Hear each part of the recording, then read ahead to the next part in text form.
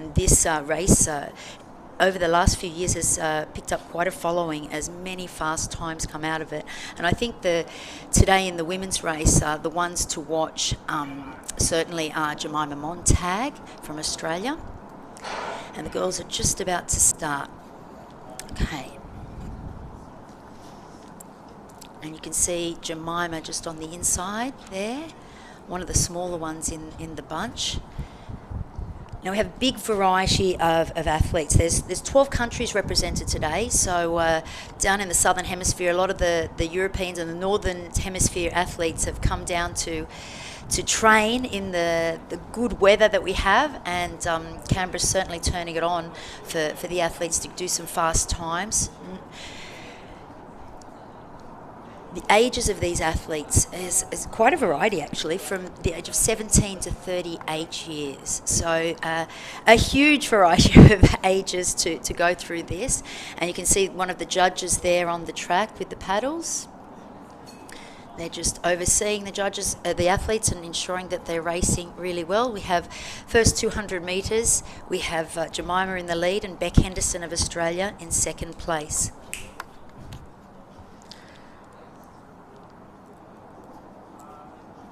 And in third place is Antigone Drisbotti of Greece. So she's come down to the Southern Hemisphere to prepare and take part in not only this race, but also the Supernova study that they're doing. And this race forms part of that Supernova study. Now we're a bit slow on getting the time splits here from the monitor, so I'll let you know how fast they're going, but they've certainly spread out in the first 400 metres of the race.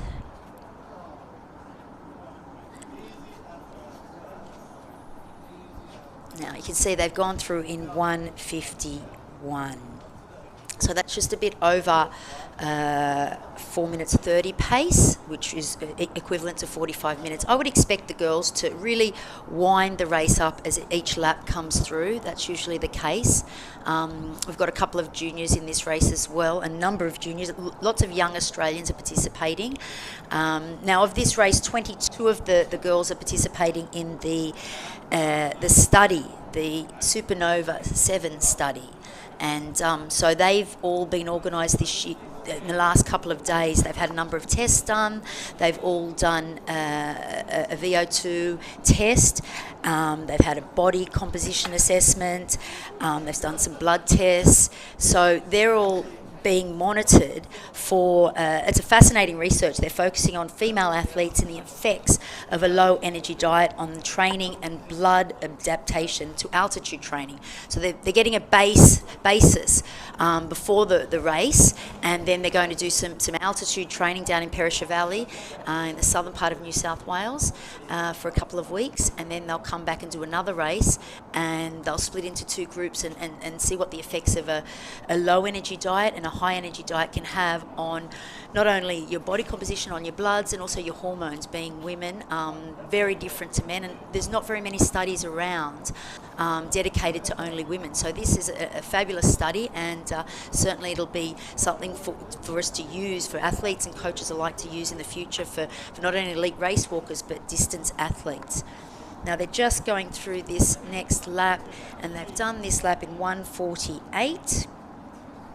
So they're picking it up quite nicely, these girls. And you see Jemima still leading the way there.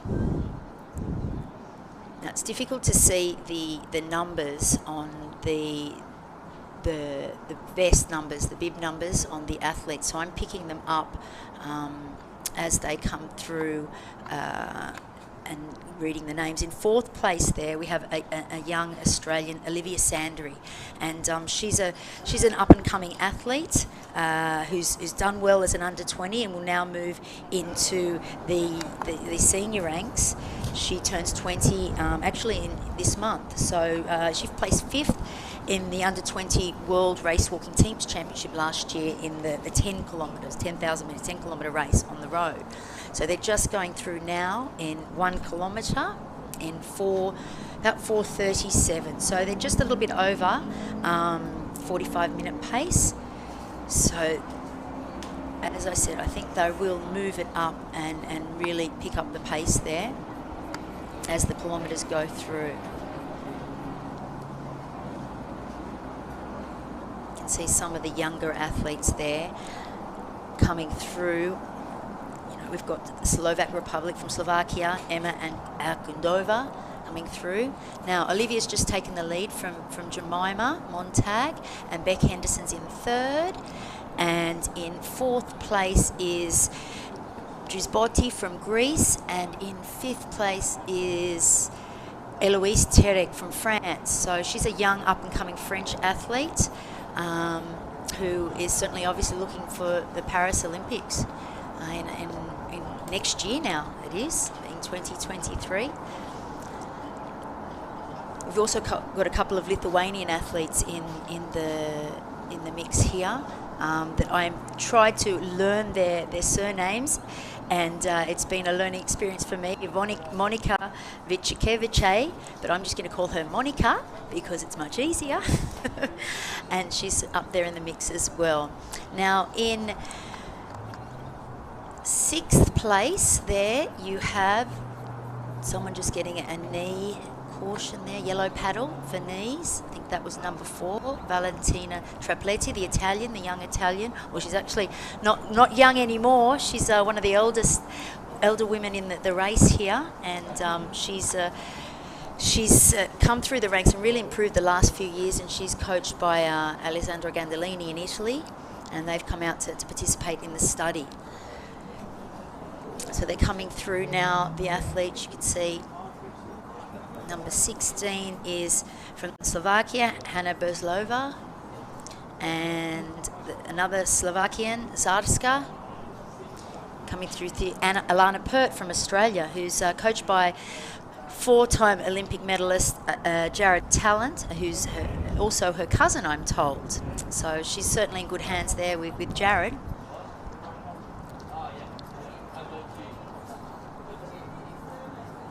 Now coming down, they're going through here in 7 minutes 17 at 3 laps. That's 1,200 metres. They're certainly spread out now, and it'll be this lead bunch that'll be pushing the pace to get a good baseline for this study. And usually this race every year has some really fast times, and it's important for the athletes. Obviously 10,000 metres is not an Olympic distance nor a World Championship distance, but the times in this race contribute to world rankings, in the 20 kilometre world rankings that can qualify you for the World Championships. So athletes are always looking for qualifyings, and this is one way to make that qualifying, to have a fast race. They will also be racing again in a couple of weeks on the same track in February to see where they're at. So these 5 girls are leading, and that's Olivia Sandry leading the way through now. Now just off the back of that pack is Clemence Beretta, the French girl. She's made a number of improvements in her 20 kilometre race over the last 3 or 4 years, and once again she was 6th at European Champs and will be looking for the Paris Olympics. She's just struggling to stay on that pack of 4 in front of her, and we'll see if she can maintain that with her French compatriot coming through in 6th place there, and behind her is the Ecuadorian Magalé Bonilla. So they're just coming through now.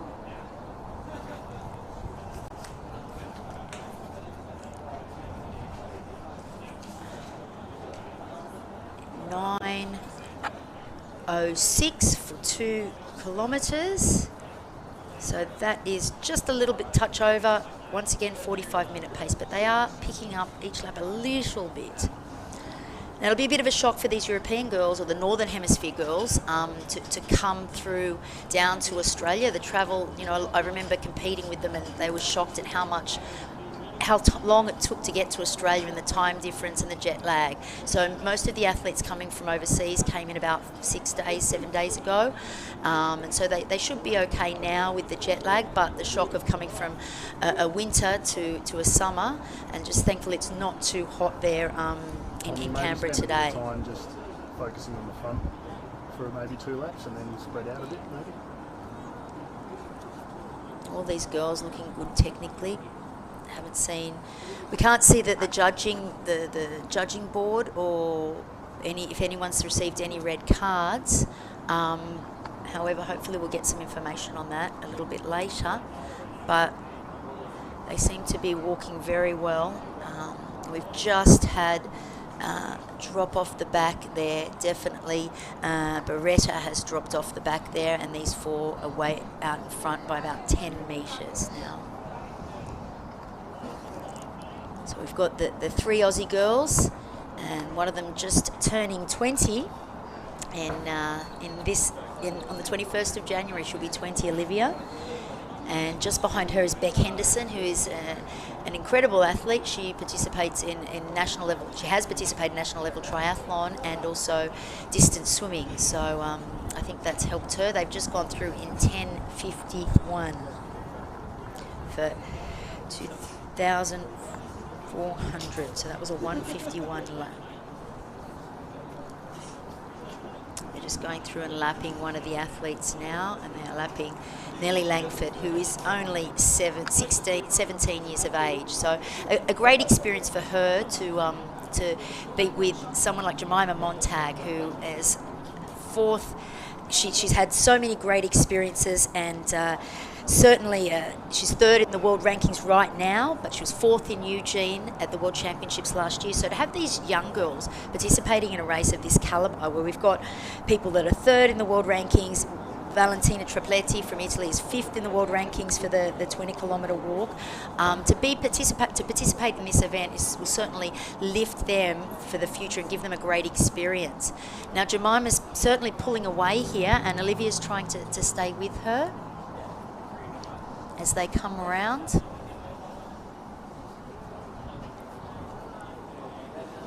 Botti just looking at her watch there, the Greek girl, and Beck Henderson just trying to stay on the back of her. I did speak to Brent Valance, who is the student investigator for this Supernova study, and he's also coaches Jemima, and he said that it should be a great race between these girls, and that Botti is in very good condition, and she's just pushing herself now to get on the back of Olivia there to come through to the finish line once again. And Jemima looks very, very strong. 18 laps to go. So they've completed 7 laps. They'll come around to 7.5 laps at the 200, and that'll be the 3-kilometre mark. So if they'd like to break 45 minutes, they want to come through 13:30.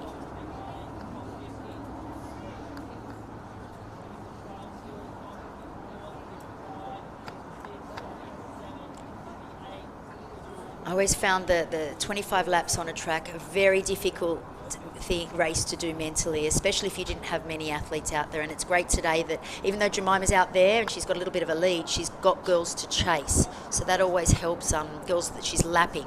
So that always helps to look at that and help push you on if you don't have anyone beside you. But you can see Dries Biotti's making a move now to come on the outside of Olivia. Very strong, very, very strong, and she's certainly come through in the last couple of years. And she actually didn't make the Olympics, Dries Biotti, in Athens in 2004, and she took some time away from the sport. She actually took about 8 to 10 years away from the sport. There's not many results between now and then, and Brent Valance told me that she took some time off, and then she came back, and she's come back with a vengeance. And I think, that time has allowed her to have a career later on in life. She hasn't suffered as many injuries by having that break, and she's a very, very strong athlete. She won both the 20 and 35 kilometre races at the European Championships last year after placing 4th in Eugene in the 35 kilometres. So she's come down from the Northern Hemisphere in a very, very strong shape. And all these girls, as I said, that are participating in the study, there's 22 of them, did a VO2 max test a couple of days ago on the treadmill.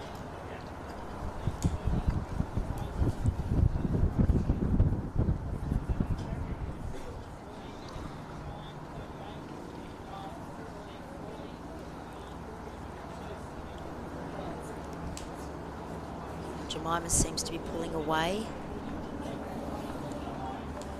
Incredibly strong.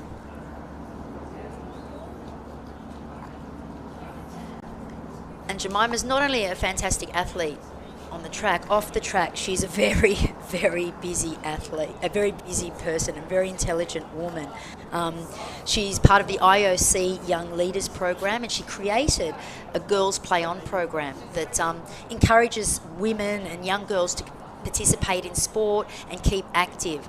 And she's also studying. She's got a Bachelor of Science degree and she's a medical student now. So she certainly keeps herself busy, and she's an amazing cook. If you ever jump on her Instagram, you'll see some of her recipes, and they're certainly mouth-watering. I haven't yet to try one of her feasts, but I would love to try it one day. She's a very talented young lady, both on and off the track, and I think we're seeing a future Olympic medalist. I hope so, being biased from Australia, but very strong. I remember racing when I raced many years ago, and there was a young little girl, and I remember her. She was a tiny little thing, and she was very, very fast when she was younger, but she's done very well to come through the ranks and competing at such a high level at such a young age as well. 16 laps to go, and they've pulled away. So first place is Jemima Montag, second place is Antigone Drisbiotti, and in third place we have our youngster Australian, Olivia Sandry.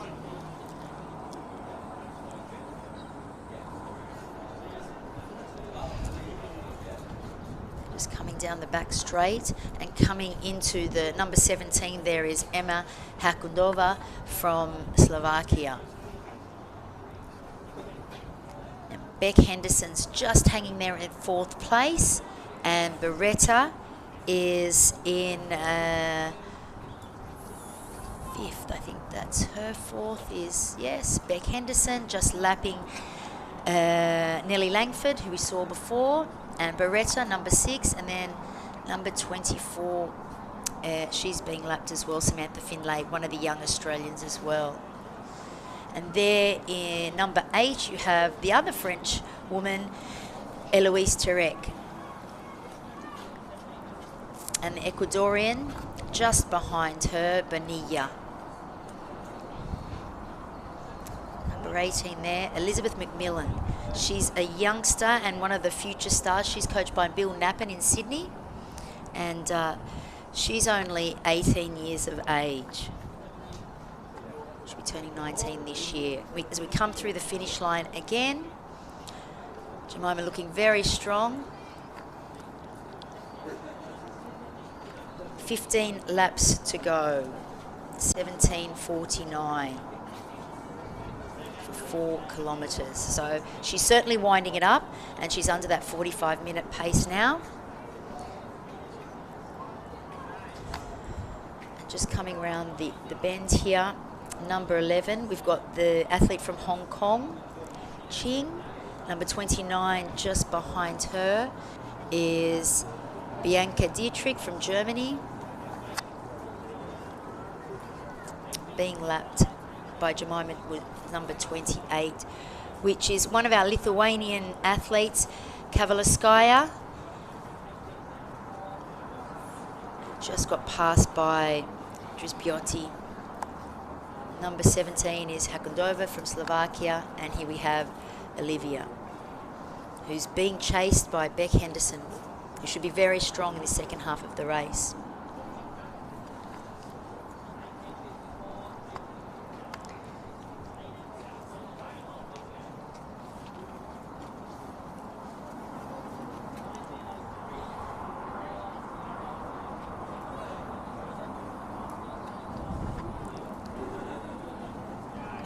If you look, you can see very different techniques. We haven't seen too many judges. The penalty zone is on the front straight, which we're on the back straight of the track now. You can see now the front straight and the judge there in black.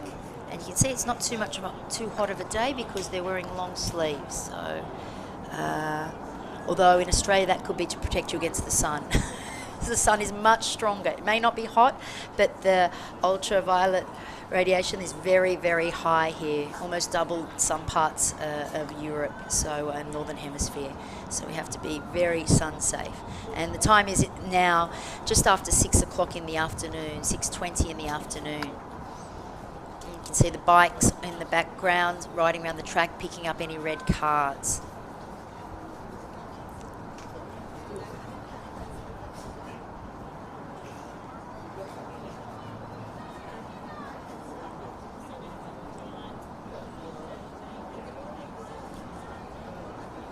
Jemima's certainly using those girls as she laps them to pull her through.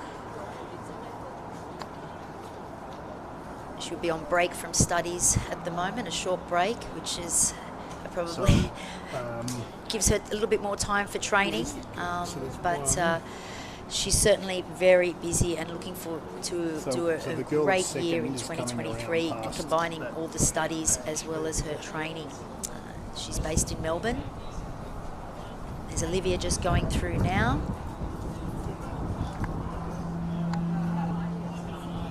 Now you can see that penalty zone there, outlined by the witches' hats. She seems to be extending her lead here. Beauty seems to be very concerned with her times, looking at her watch a lot. It's something that, you know, it's always handy to have your watch and looking at the clock, but you need to focus on your technique also, and you know, make sure that you're getting the best out of your drive, your arm drive. That's important in race walking. Important for stride length and power as well. Number 24 is another young Australian, Hannah Bolton. She's not part of the study, the Supernova study, but she's racing down here. Number 21 is Alana Pitcher, who's from the central coast of New South Wales, just about an hour north of Sydney. And she's another young Australian that's just turning 20 this year. She was seventh at the World Race Walking Teams Championships. Okay, we're just coming up to the 5K, so halfway mark here. And Jemima's certainly picked up the pace. She will go through in about 22:15, I would think, roundabout. So she's way under the 45-minute pace. And in third place is Olivia. So I might just drop back and get the girl in third. And rather in than just fourth, keep following these two. It is Beck Henderson, who seems to be gaining on Olivia. And in fifth place is Beretta from France. So that's rounding it out. And closing on her is Tarek from France. And dropping off the pace from Tarek is Magali Bonilla from Ecuador.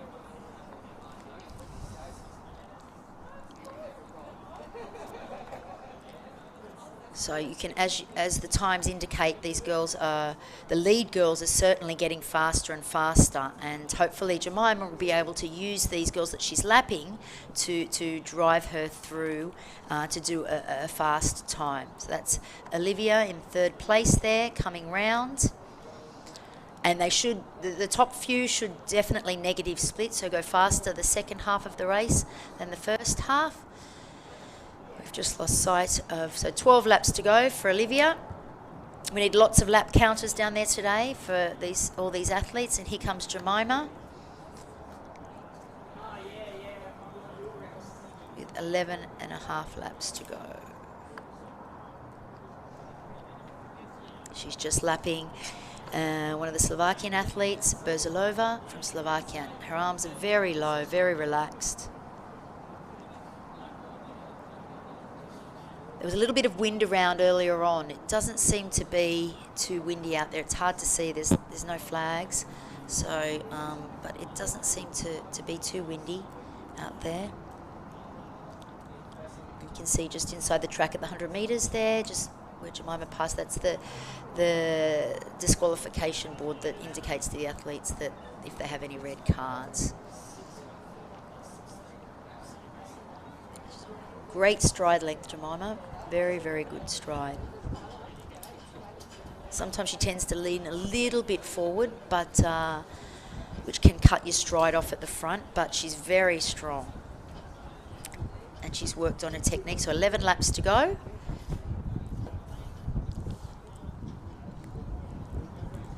Now her 10,000 metre track PB is 42.34. She did that at the Commonwealth Games this year, Jemima, when she won that amazing race in Birmingham. And huge crowd in Birmingham for the Commonwealth Games.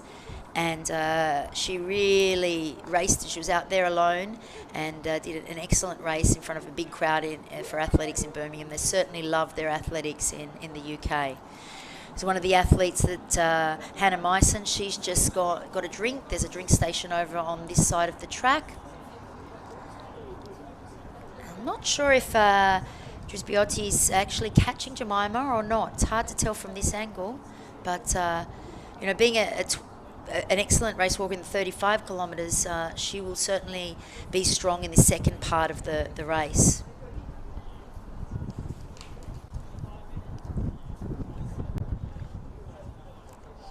She was 8th at the Tokyo Olympics, Drisbiotti, so it'll be interesting to see whether she focuses this year on the 20 or the 35, or once again does both in Budapest at the World Championships later on in August this year. So they're coming round here now, and they should have 10 laps to go, so it'll be the 6 kilometre mark. And so 4 kilometres to go. And she is definitely picking up the pace, Jemima. She's going through here in 26:30. So well under 45-minute pace for a 10 kilometres. And let's see if she can get 26:24 would be a 44-minute pace, 10,000 metre race. So she's certainly getting down to that pace, and I think she will be looking to wind it up every lap now in the last 10 laps. Now, number 14 is the Finnish athlete, Eni Nurmi, and her personal best is 46.53. So she might be a little bit outside that, I think, this year in this race. Now, this is interesting. Jemima is actually lapping the Italian walker Tripletti, and Tripletti has a personal best of 43.20, which she did in 2021. So Jemima is certainly in great shape, and much better shape than the Italian. But as I said, I remember my Italian friends who came out, Elisabetta Peroni, who won silver at the Olympics in Atlanta, they all came out before the 2000 Olympics to prepare, around about the same time as in January, February in 2000, and they were shocked at how long we travel for to get to Europe or to get to other parts of the world. And it's something that Australians are accustomed to, Australians and New Zealanders are accustomed to. If we want to compete, Australians and the Antipodeans we have to travel. And so especially coming from this part of the world, it's a long travel to get to other countries and Europe, where many of the competitions are, especially in the race walking. So Jemima doesn't even look like she's sweating. She's looking very relaxed, and she has 9 laps to go. Just using that, and you can see the girls. You can see the monitors on the inside, on the left arm of a lot of these athletes, and they're actually wearing a continuous glucose monitoring device to monitor their glucose. So over the next 4 weeks during this research study, they will wear that to monitor their glucose in their blood, much like diabetics wear.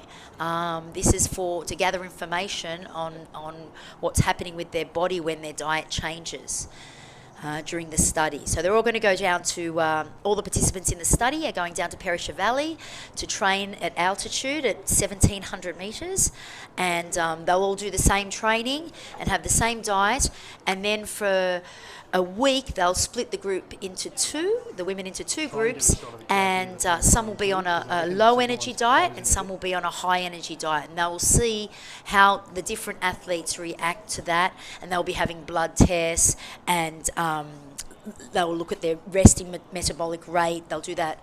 They've looked at their resting metabolic rate before the study and after the study. And I think this is a really important study because the women, there's not many studies around that just focus only on women athletes. And the more information that we have, the better that athletes, the females, can prepare for their competitions. And, and they're very fortunate to have the people involved in this study, like Professor Louise Burke, who was with the AIS Nutrition Department, head of the AIS Nutrition Department for 30 years. Now, Jemima's coming through with 8 laps to go. So when she gets around to the 200 metre mark, she will have 3 kilometres to go, 7.5 laps. So as you can tell, we've got 2 cameras just set up, 2 stationary cameras, one near the finish line and one around the 200 metre mark. So you can see some of the boys warming up in the background. Their race starts at 7 o'clock local time, so in about half an hour. Now Jemima is just lapping the Ecuadorian, Bonilla, and she's a 30-year-old Bonilla. She's come down, obviously, over from South America, and she was 7th in the 50 kilometres in Doha at the World Championships a couple of years ago. So she's more of a 35-kilometre specialist, and she was in Muscat at the World Race Walking Teams Championship. She was in place 6th. So Jemima's come through in just under 31 minutes pace, so she's getting very close to 44 minutes for the 10 kilometres. So I think she will break 44 minutes easily for the 10,000 metres. And you can see Drisbiotti behind her, about 30 metres behind. And she'll be pushing to catch Jemima, but I think it's going to be hard because Jemima does look very, very strong and very comfortable.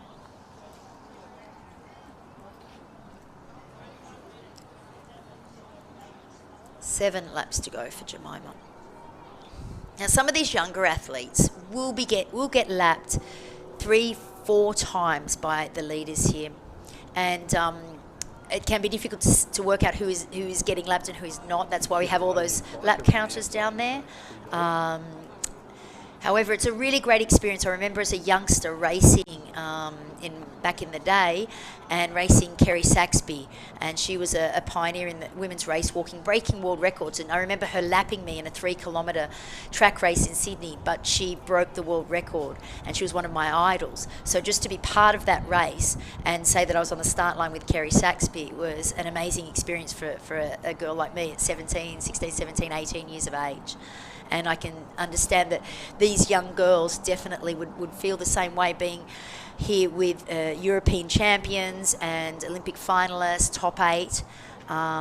It certainly would spur you on to see some of these great athletes out here and realise what the difference between the best in the world and where you are at. So it's a great opportunity for these young athletes in Australia to have them come out here and race with you and against you. So you can just see Olivia coming through now, 300 to go before the finish. This is Trepletti, number 4, coming through.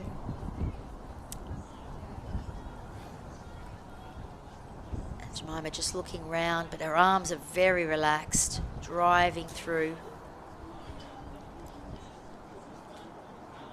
She's 6 laps to go, so the next lap she'll have just 2 kilometres to go. She's lapping these athletes. She's lapping Ching of Hong Kong, who has a personal best of 45.36, and she's also lapping number 29, which is the German athlete Dietrich, who has a much slower personal best. So she's certainly not up to the standard of Jemima, but even it looks like she's going a little bit faster than possibly her personal best today. So that's good for the German athlete.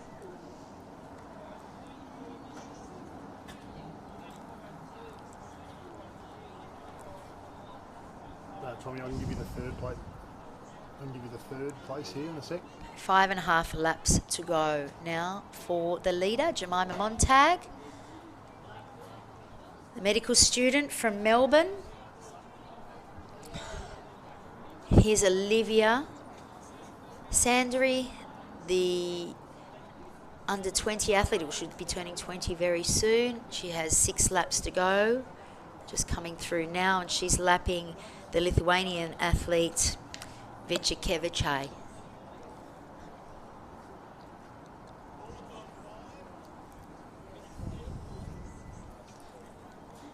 And I think Beck Henderson possibly may have passed Olivia there. Yes, Beck Henderson has passed Olivia. So hopefully Olivia can hang on there. Number 9, Beck Henderson, really coming through. Number 21, Alana Pitcher, one of the young up-and-coming athletes from Australia. Number 19 is Hannah Myson from Australia, and 27 is another young Australian, Gabriella Hill, who's an under-20 athlete. And number 23 is Charlotte Hay from Australia. Here comes Jemima. We missed her going through the 5 laps to go. She's definitely way under her 45-minute pace and looking to very close to 44-minute pace.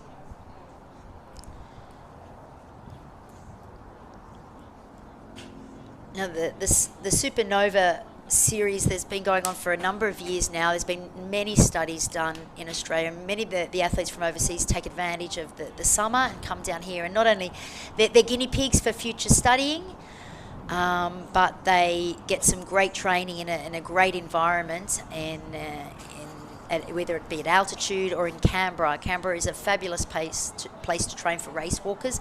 There's bike paths around. I remember living there at the AIS, the Australian Institute of Sport, and we could do a 35-kilometre loop, a 30-kilometre loop without going on the same bike path, a 50-kilometre loop around Lake Burley-Griffin, and it's a perfect place to train for race walkers. It's a little bit at altitude, about 500 metres at altitude, not too high to have a huge effect. So Jemima's coming through now with 4 laps to go, 36.45. Very strong, extremely strong. So 16 metres. All right, let's get number 7 down the back straight, shall we? They're very spread out now. You can see Olivia, number 5, just looking a little bit rocky. You can tell she's getting a little bit tired. And Jemima may well, I think she will probably lap her. She seems to be getting very strong, but Jemima's looking very comfortable.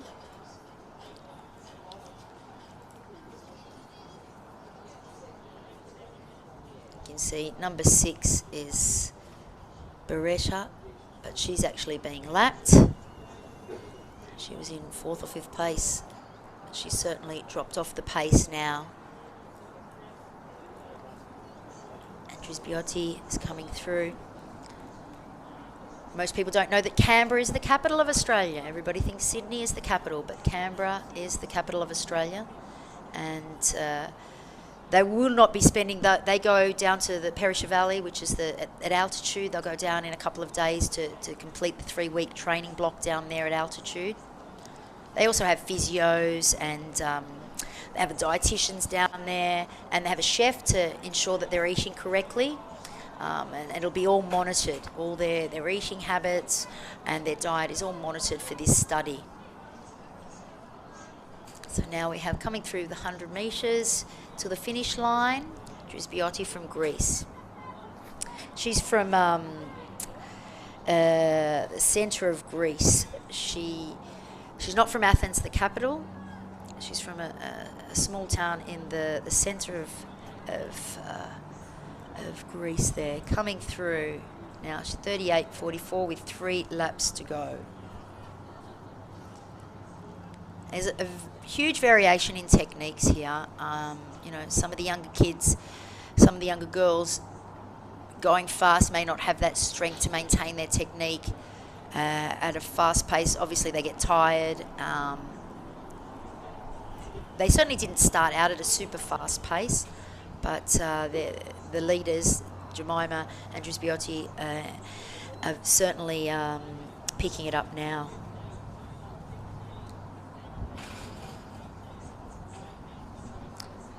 I have Tim Barrett, a Canadian race walker, helping me here. So thank you, Tim, sending me information in freezing cold Canada. He's probably looking at this thinking this is beautiful weather in Canberra. When they finish, if you can get me clear, I can get back and get second and third once they cross. But now we can't get a look at the disqualification board, but there doesn't seem to be anyone being pulled off the track, or we can't see anyone in the penalty zone, so which is great. All race walking with really good techniques. The judges and hopefully getting some good performances on the board to start out 2023, especially for the older athletes trying to compete and get a qualifying for the World Championships. Now she's got 2 laps to go. Jemima, she will definitely getting down under 44 minutes for 10,000 metres. So she's really picked the pace up, and let's see how much under 44 minutes her time can be. Beck Henderson pushing through, but Jemima may even lap Beck here. She's certainly gunning for Olivia, number 5. Olivia Sandry, certainly the future of Australian race walking. One of the younger athletes after Jemima. I still think Jemima's one of the younger athletes. She only turns 25 in 2023. So to me, she's still a baby. And will have a long career and could have, if she wanted to, have a long career in race walking, as many distance athletes can go well into their 30s. She's getting pretty close here to lapping the third girl, I think, Tommy. She'll probably get her on the next lap. See Beretta just struggling a little bit, and Hannah Meissen, number 19. Beretta's number 6. Clemence Beretta. And coming round now in the short is the other French girl, number 8, sorry, that is Terek. Now Jemima will get the bell. She's just lapped the Italian Tripletti, so she's certainly not on a great race today. And Jemima will get the bell this lap. We'll see what time she can come through. Very, very fast last couple of laps. And she looks extremely comfortable. And it's great to have all those athletes just in front of her. And I think she should just get to lap Olivia here. Sort of the current and the future athlete of female race walking in Australia.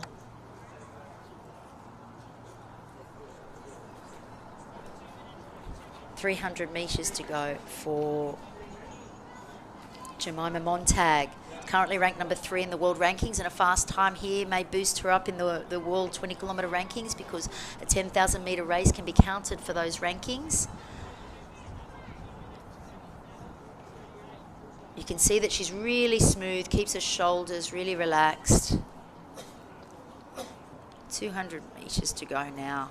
So very fast second half of the race. She went through the first half in about 22:15, so she's going to do the second half of the race much faster.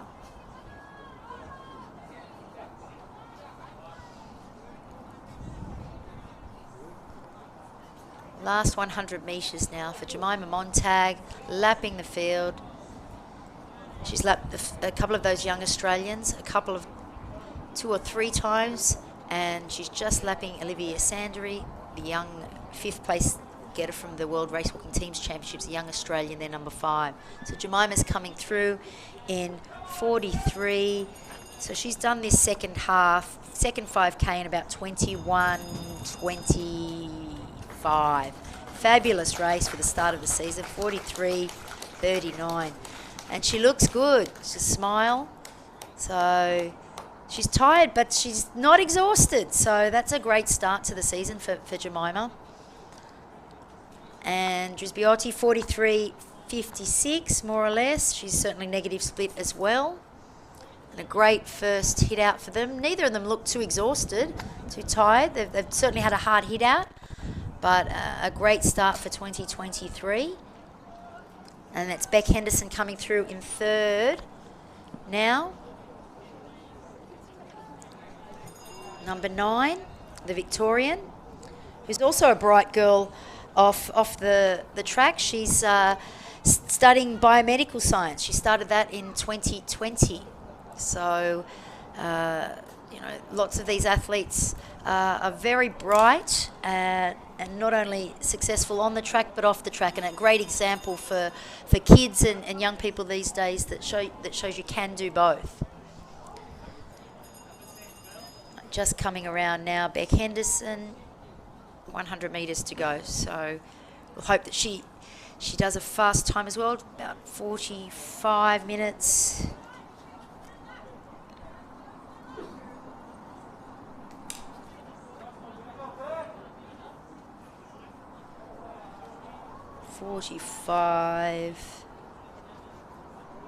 This is Olivia, 45. 22 she's done, so that's a great outcome for her, Olivia. That's a personal best for her. She did a personal best last year at this race, and so I haven't got the official times, but she is very close to her personal best, so it's a great start to the season for her and looking good.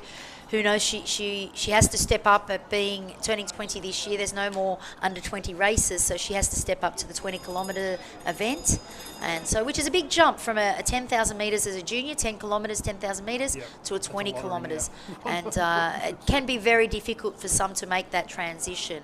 So let's hope that this is a great start, and being part of this, the next 3 or 4 weeks training with these elite athletes from all over the world will certainly help her. And we've just seen, is that Beretta? I can't see the number there finishing. 46 minutes. So there's a couple of girls that haven't had a super race here today. I think one of them would be Tripletti, the Italian. Now finishing now is the young French girl. She finished in about 46:30. That's Eloise Turek. So she's a little bit off her personal best.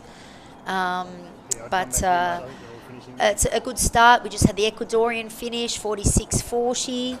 Bonilla. So she's a minute and a half, nearly 2 minutes off her personal best. But many of these athletes don't think that they can peak twice in a year, and so they don't like to come out all guns blazing. But there's certainly been examples, and I was talking to Brent Valance, the head coach of Australian team, and part of this Supernova study, the student investigator, and he's working towards his PhD. He said that there's no reason why that athletes can't race well here earlier in the year and then race well later on at the World Championships. It's been done before, and there's numerous examples of that being done. So lots of athletes say it can't be done, and lots of coaches, but it can be done. Okay, we've just got to finish there, 47:28, 47:30. So, and this is Tripletti coming through. She just finished 47:35. So it's well off her personal best. She's 4 minutes off her personal best, Tripletti. So it's been a tough race for her to finish there, but looking forward to the future and being part of this study. And someone's just collapsed on the track. They're very fortunate to have not too tough conditions out there, because I can tell you Canberra in the summer can be sweltering. It could have been 44 degrees down there today. I've certainly had that, or 35 degrees, and we're fortunate that Australia's had a mild summer so far. In Sydney today they've got torrential rain, and it's actually cold up there, so the athletes have got really good conditions. You can see the gum trees in the background of the track. It's a little bit windy, but it's not too bad.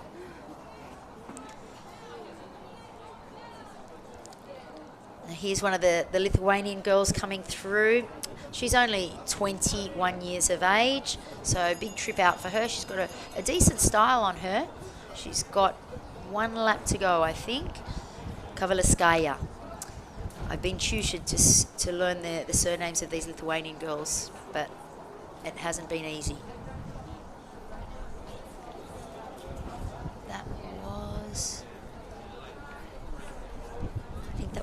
Myson from New South Wales, 49.08.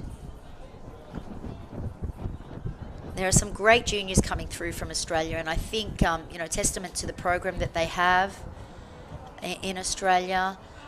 We just hope that we can keep them in the sport of athletics for the long haul, because, it's a long road, literally, to make it to the top, and lots of long hours, and it's arduous hours training and competing in a 20-kilometre race walk. And personally, I hated that when they changed from a 10K to a 20 kilometres for the Olympics. I really thought that the 10K was long enough, but I adapted, and we've had some changes over the last couple of years. We brought in a 35-kilometre race instead of reduce the distance to 35 instead of a 50-kilometre race.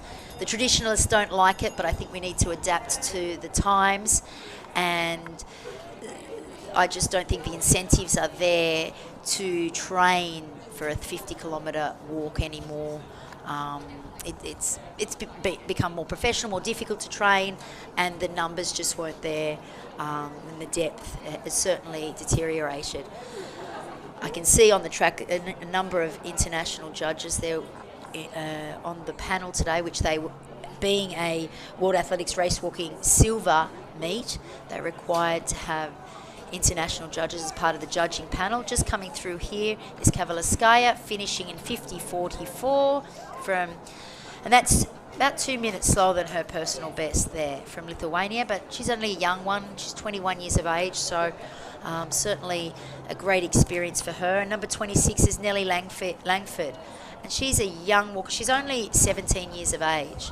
So to be part of this field from elite athletes that are top 8 in the world, 4th place at World Championships in Jemima Montag, it's a great experience to spur them on and look at the future and where they want to be in a few years' time. So number 24 is Hannah Bolton. She's not taking part in the study, in the Supernova study, but she took the opportunity to race, and hopefully she'll race in a couple of weeks again in the second race. This young girl's got 3 laps to go.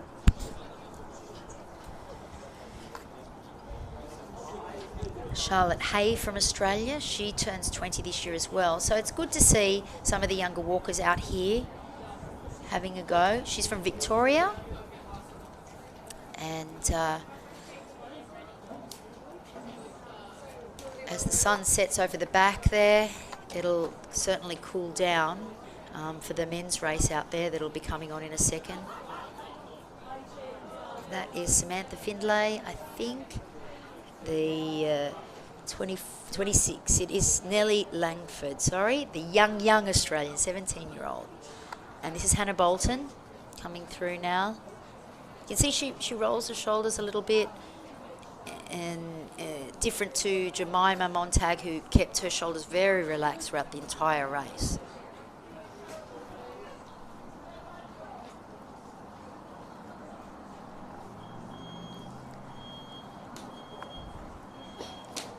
Now some of these, as I said, some of these young girls are only 17, 18, 19 years of age, and it's a tough ask to do a 10,000 metre. I found them very difficult on the track, 25 laps. They're fortunate they had a good field, so 30 in the field, so there was always someone that you could look for.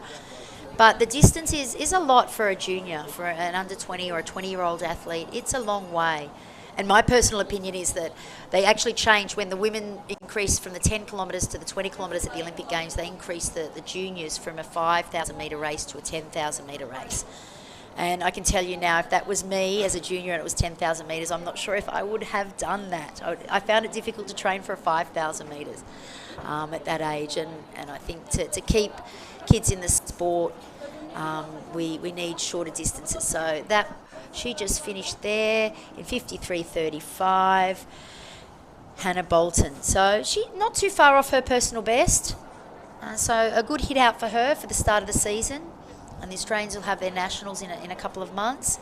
And there's lots of track races here in Australia at the moment. So being our summer season, a number of track races, short track races, 3,000 metres, 5,000 metres. So this is part of our season.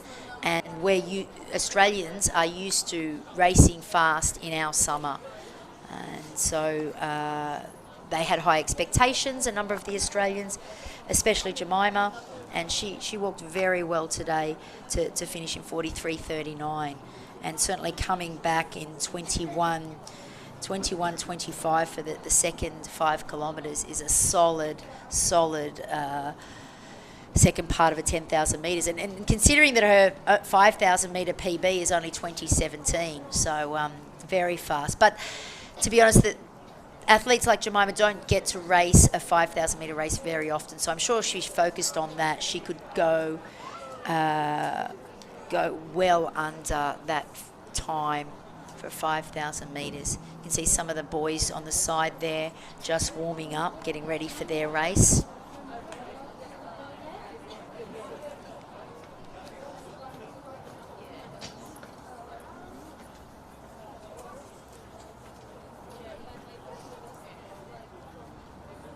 Now the Victorian, Charlotte Hay, coming through in 55:20 to finish off her 10K. She's from Southern Australia in Victoria. And I'm hoping, as I said, that these girls come out and have another hit out in February, the second part of this second race in the Australian season and second part of the Supernova race series in Canberra in February. I think it's on the 2nd of February, and see if they can improve their times.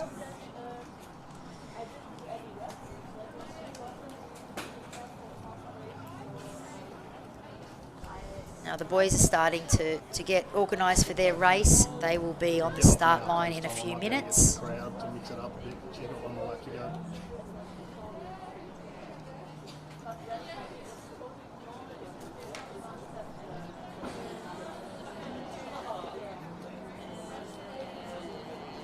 Just looking, I think I said before that Jemima Montag's fastest time was 21:17 for 5,000 metres. It's actually 20:17 that she did in Melbourne last year. So a very fast 5,000 metre walker.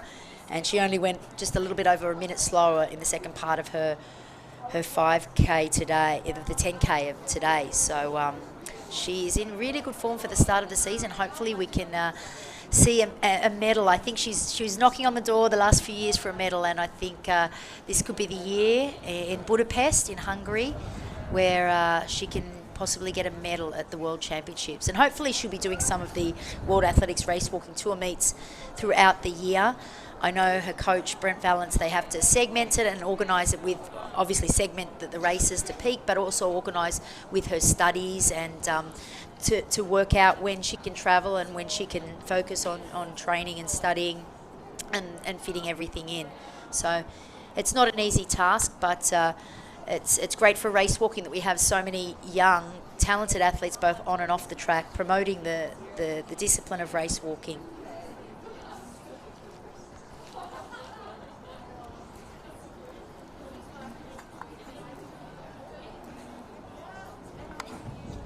It'll be interesting to see if the times from today affect any world rankings. I doubt that they will, but you never know. Maybe the time in a couple of weeks, after doing a couple of weeks of altitude, when they do the second race on the 2nd of February, might be a little bit faster and give them a faster time. The 3rd of February, that race is in Canberra, after they do their altitude block.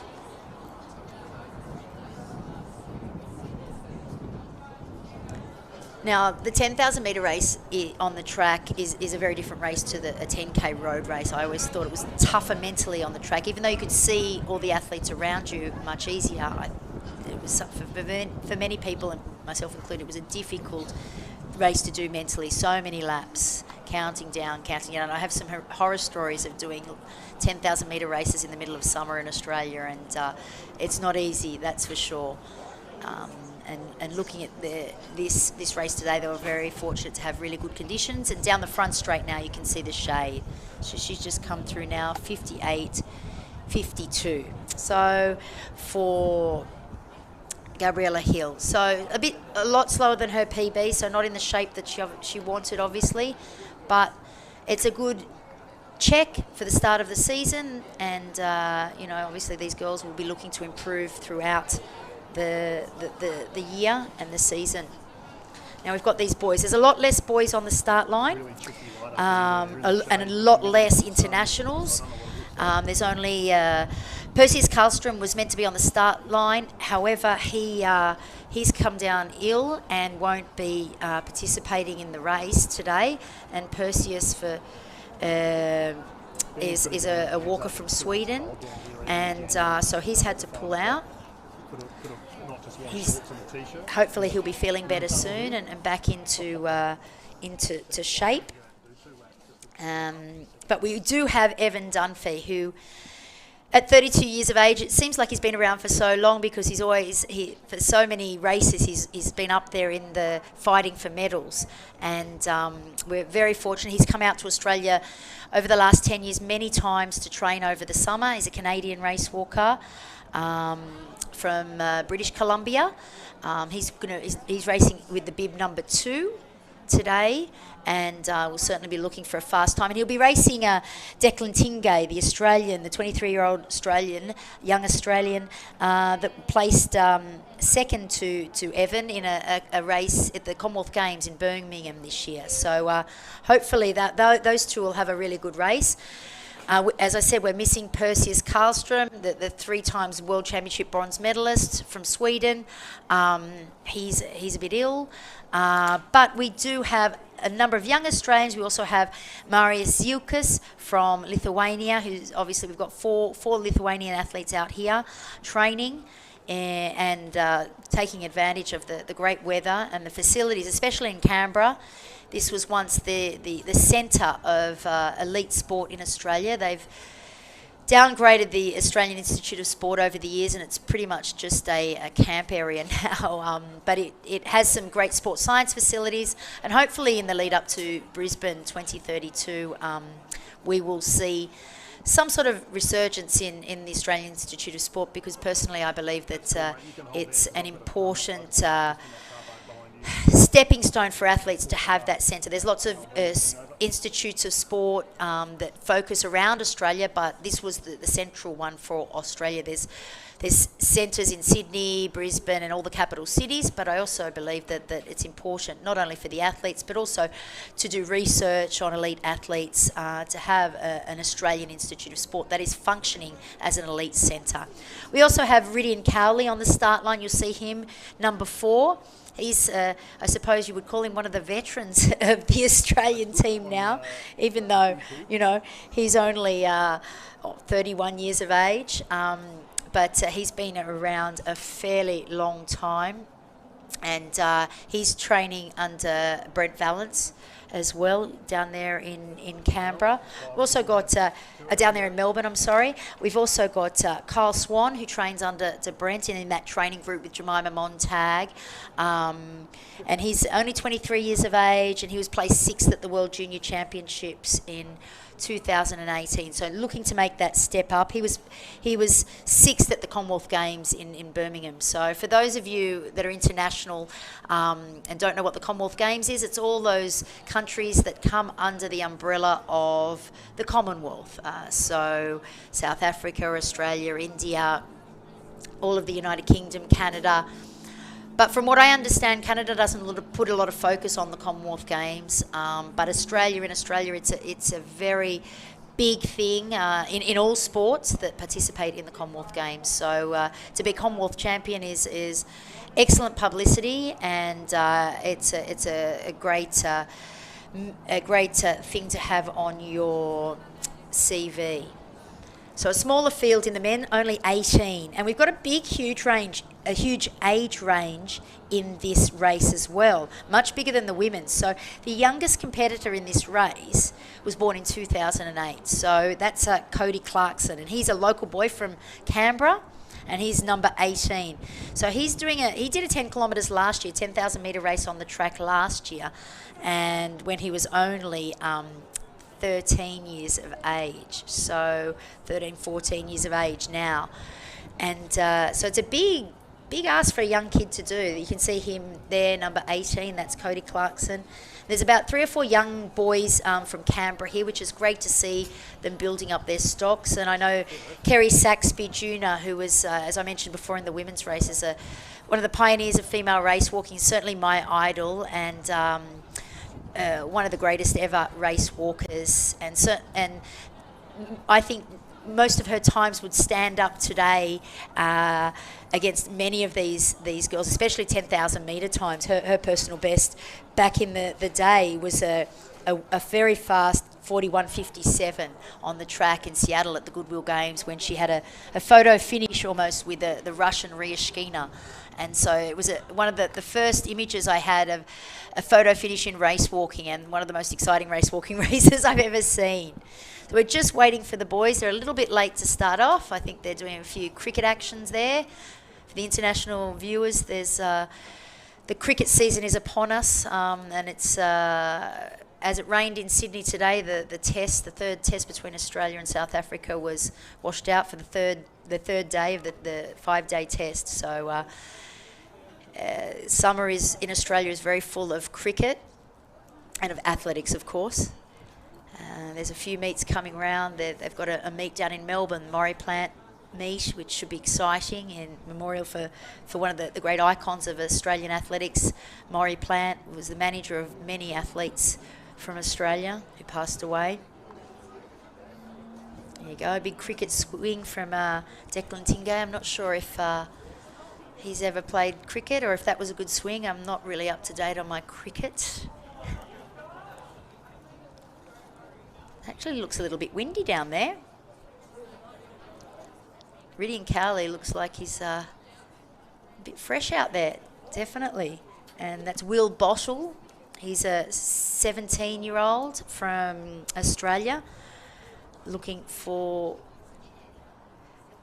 to a great race with the internationals. Number 11 is Dylan Richardson, who has a personal best of 43.43. He's only 21 years of age. Lots of youngsters here. As I said, the age range is from 14 to 37 years of age. So, great experience. You can see the athletes, a number of them have got those the new age shoes, the thicker heel, and there's been a lot of discussion within the race walking community whether they're better for race walking or detrimental. And it's interesting to see that Evan Dunphy races in a pair with the thick heel as well. So they certainly didn't hurt his performance and last year when he raced. These boys look like they're getting a bit cool out here. They're going to stand out in the sun. So the sun is setting on the Canberra track. So usually in the summer they'd be searching for that shade and enjoying the shade. But there's some of the athletes that are searching for the sun to keep warm. So as soon as that gun goes, they can blast off for this super fast 10,000 metres.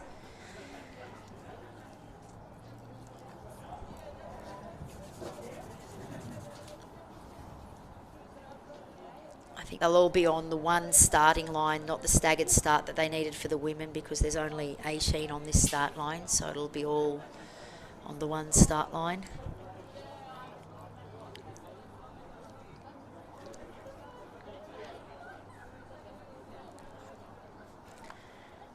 Just keeping warmed up. There's a lot of talk in race walking about judging, and there's always controversy because it's a very subjective sport, and there's a lot of research and money that's been invested into studying the loss of contact and trying to find a way to utilise technology. And one of those studies that was supported by World Athletics and has been conducted through the Polytechnic University of Catalunya. It's called the Innova project, and it's been going on for a number of years, and it's something that the Race Walking Committee within the IAAF back then and World Athletics supported the research to find a technology that can detect the loss of contact. And they first started looking at insoles. And they actually found, then they looked at accelerometers, and they found that the accelerometer can actually detect the loss of contact. There's more research going into that over the next year to finalise that study, and they've actually got a grant from the Catalan government and to do some more in-depth research. And over the next couple of months and this year, there's a Professor Javier Rosell in Barcelona at the Polytechnic University of Catalunya will be doing some more research with athletes, with race walkers, to ensure and to look at the data, and it's looking very positive for the future. And I believe that it's something that race walking needs, and many people argue that it might slow down. It will definitely slow down race walking, but I think if we can remove the subjective nature of race walking, then it's fairer for everybody. And it also allows us to possibly have shorter races on a world calendar, and have you could argue for and against, and I understand the traditionalists saying it's judged by the naked eye, but I think we need to move with the times. And it's great to see that World Athletics and the Polytechnic University of Catalonia supporting this research. Okay, the boys are on the start line finally. Just a little bit late, 10 minutes late. Oops, we've just got Riddy and Cowley running down to the start, and it looks like they might be doing a split start. There's Evan Dunphy come out from the sideline now. 25 laps. It looks like half of it will be in the shade, which will be nice. Evan Dunphy's wearing the ASIC shoes, number 2 there. Number 3 is Declan Tingay. Number 4, Riddy and Cowley. Kyle Swan from Australia. Marius Zukas, number 6 from Lithuania. Will Thompson, number 7 from Australia. Mitchell Baker from Australia, who's only 21 years of age. Carl Gibbons from Australia, number 9. Number 10, Tim Fraser, who's a local boy. Number 11, Dylan Richardson. Number 12, Tristan Camilleri. Number 13, the local ACT Canberra athlete, Owen Toyne, who's the under-18 Oceania champs. They're off and racing. Also, number 14 is Marcus Wakim from Australia. Number 15, Will Bottle, who's only 17 years of age from Australia. Number 16, Jack McGinniskin from Australia. He was only 20 years of age. Fraser Saunder, who's only 17 years of age, or 18 years of age. And the youngster, Cody Clarkson, number 18, rounding off the field. You can see Declan Tingay going straight to the front, number 3.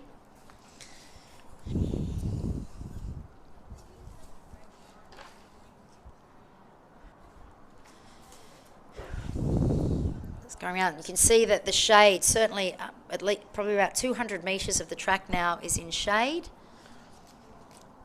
And just coming round for that first lap. You can see the pit lane there. It fortunately wasn't utilised there in the women's race, so all walking within the rules according to the judges. Now we've got Declan Tingay out in front. In second place, number 5 is Kyle Swan, the youngster from Victoria, and then Riddy and Cowley coming through, 1:37. They're certainly going out in about 40 minutes pace for a 10-kilometre race. So that's a solid start for the boys, or men should I say, or some of them are boys.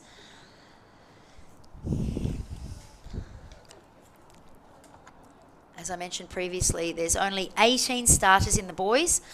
Less international field. We only have Marius Zukas from Lithuania and Evan Dunphy competing. Perseus Karlstrom was a late withdrawal, the triple world championship medalist.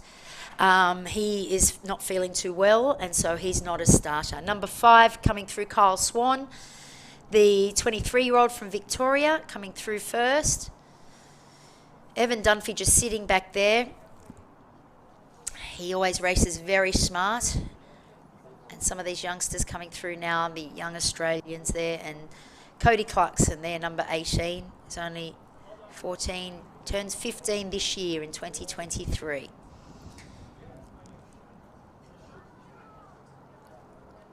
So we've got Kyle out there in front, Declan, Ridian, Will Thompson, and I think it is it Mitchell Baker? Yes, Mitchell Baker. I used to hate those numbers on the side, those side numbers as an athlete. I'd always hit them with my arms or something. And now as a commentator, I'm very happy that they've got those numbers on the side. Much easier for me to see. Okay, they've just gone through the second lap there.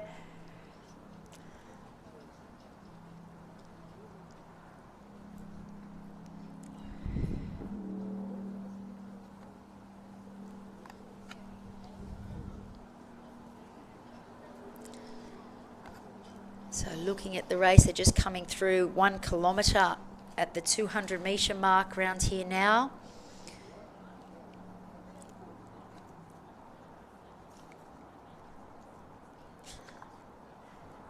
They're just coming through 3:56, 58. So just under 40-minute pace for a 10,000 metres. And Kyle Swan's certainly taking it by the scruff of the neck this race. His personal best time is 39:22.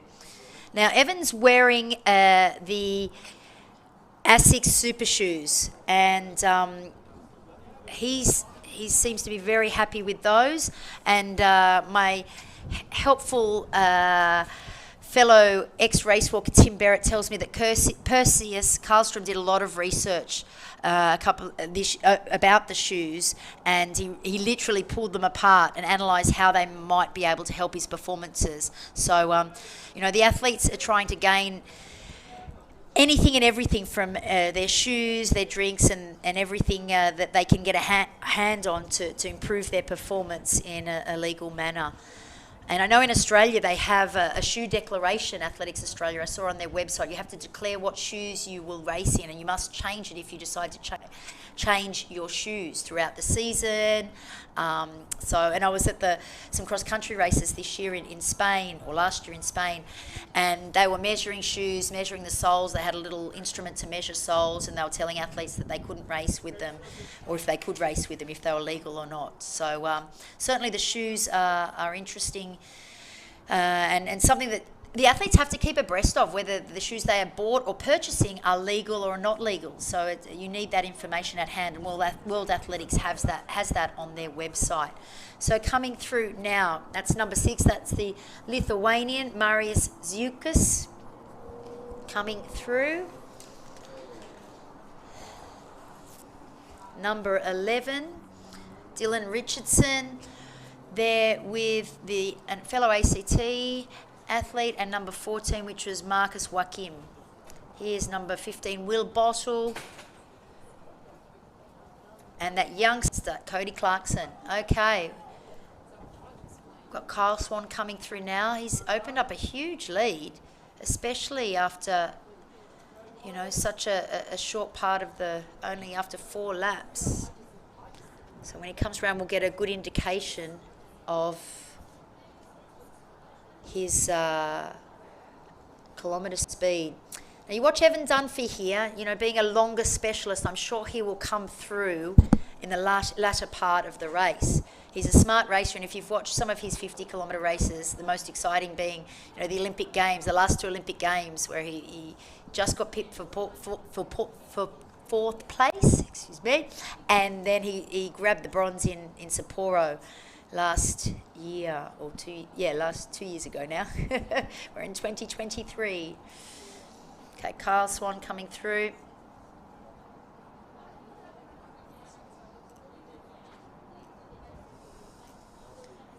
Number 5, Kyle Swan.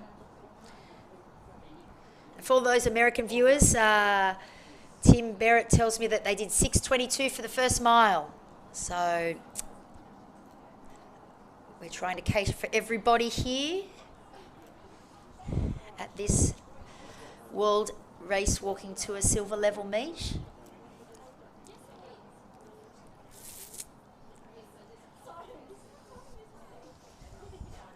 Kyle Swan coming through now. If I look at my splits,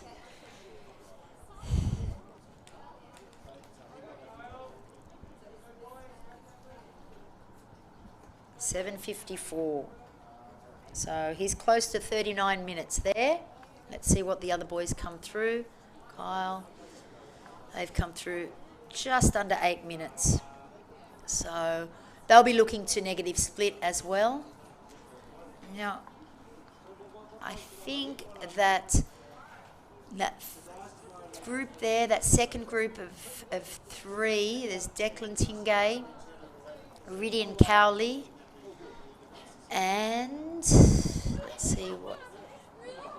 Ridian Cowley's in second place, Declan Tingay's in third, the Western Australian, he's from Perth, Declan Tingay, and number 7, Will Thompson, who has a personal best of 41 minutes, so he's certainly way ahead. Now, the judge coming out, giving Declan Tingay a knee yellow card, saying the judge is looking at you, yellow paddle. Now, as I said before, we didn't have anyone in the penalty zone, not that I saw, in the women's race. Hopefully this one will have a clean race. Some of the traditionalists in race walking don't like the penalty zone, but I was actually all for it. I think it, especially being such a subjective event at the moment, I think it helps athletes stay in the race. With a third red card, they are able to stay in the race and continue on. I had one coach say to me that their athlete was embarrassed to be in the penalty zone, but for me, I really want athletes to finish a race, and especially when it's incredibly subjective, and these judges are very well trained, but at the end of the day, it's a subjective sport, a discipline in athletics. So I think it's a great way to keep athletes in the sport. They still get penalised for getting 3 red cards, but they can still finish the race if they don't get a 4th red card. So Declan Tingay taking on the Ridian and taking over Ridian and going out for Kyle Swan. And Will Thompson just dropping off the back there. And here we have Mitchell Baker from the ACT just behind Evan Dunphy. Now, Evan Dunphy has a super fast personal best of 38.36 that he did on the track in Birmingham last year at the Commonwealth Games, when he beat Declan Tingay by 6 seconds in a very exciting race. So I don't think that he will be at that pace today, but we never know. We will see. Declan's just coming up to the shoulder of Kyle Swan now. Declan's based in Victoria now. He's moved from Perth, Western Australia, because he's studying sports science. Now they're coming through. They will come through at 3K. Around here.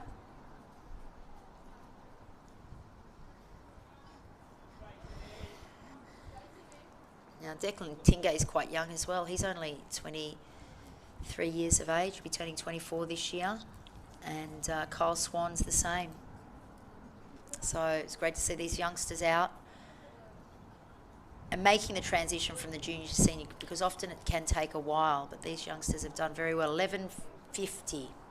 So very close to 39-minute pace.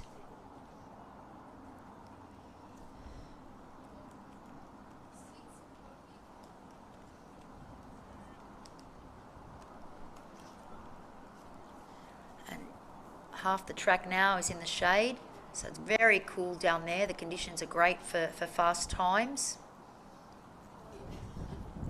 So we have Declan Tingay taking the lead now after 6 laps from Kyle Swan. They're coming down to complete their 6th lap now, and Ridian Cowley is in 3rd place.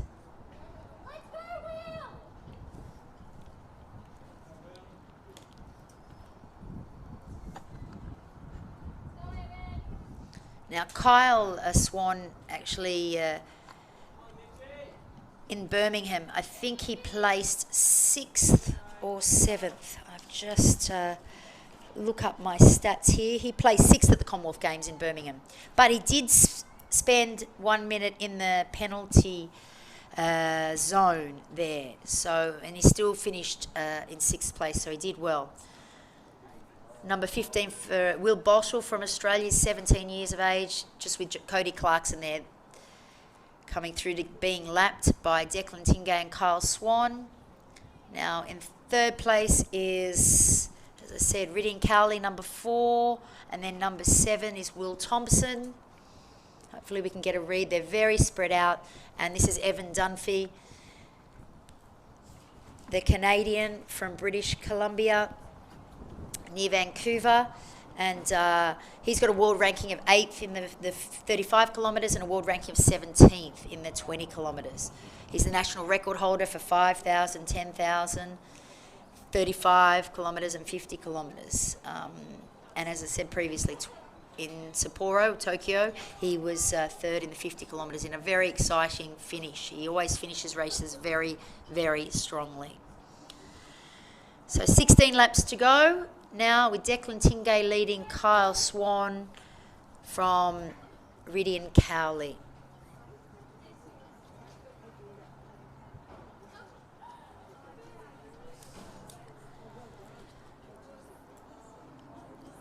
Now I don't have a feed of who's coming where, so I'm writing them down as I speak. If anyone wants to message me and tell me if they see any errors, don't hesitate to message me. On Instagram or Twitter. Hopefully I can read them as I come through. So I'm furiously studying the stats. But it's great to see these young athletes, as I said in the women's, even though they're getting lapped, the experience of racing with these older athletes is having someone like Evan Dunphy, lapping you, who is, been around such a long time and has had great experience and great performances at the Olympics and World Championships, being a medalist at both, certainly is an inspiration for these young kids and seeing what it takes to be an elite athlete. So number 7, Will Thompson, just coming through there, the Victorian.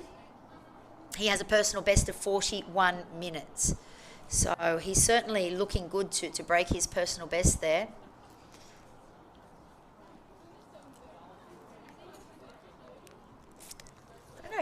What's he wearing? They're not Elvis glasses Ridian's wearing, I don't think, but they're looking pretty cool there. You might not need them soon if the sun keeps going down the AAS field. Actually, right next to that field at Bruce Stadium is where in 1985 at the World Cup of Athletics, the East German Marita Koch broke the 400-metre world record that is still standing to this day. So that is not an athletics field anymore. They use that for rugby and for soccer or football. But just looking at this race now, number 11 is Dylan Richardson from Australia. He's a 22-year-old. He's walking with Owen Toyne, the under-18 Oceania champion. And Declan Tingay is just about to lap them now.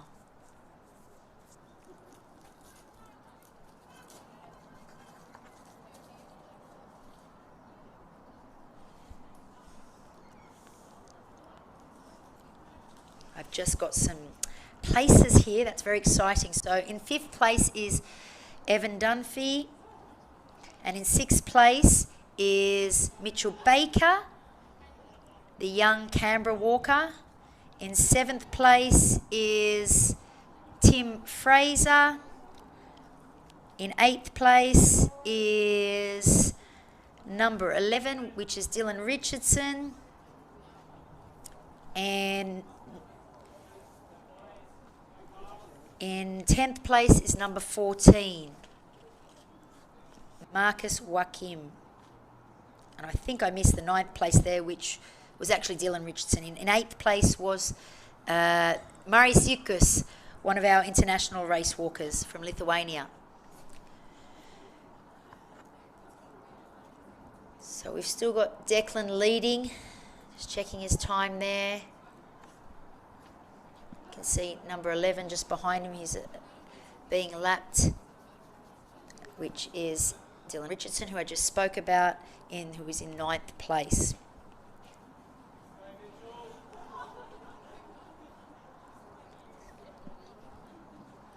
This little group here of youngsters should be pushing themselves. Kyle Swan just coming up to lap them now. Okay, going to get 4th and 5th there. Riddy and Cowley receiving yellow paddle for knees. Okay, you can just see now Evan Dunphy coming through and moving up on Will Thompson.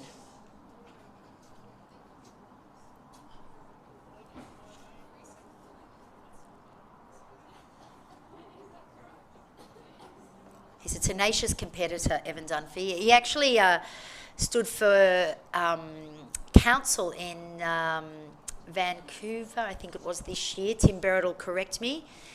And of Richmond, City Council in Richmond. It's a suburb of Vancouver. He just missed out, but his platform was very inspiring.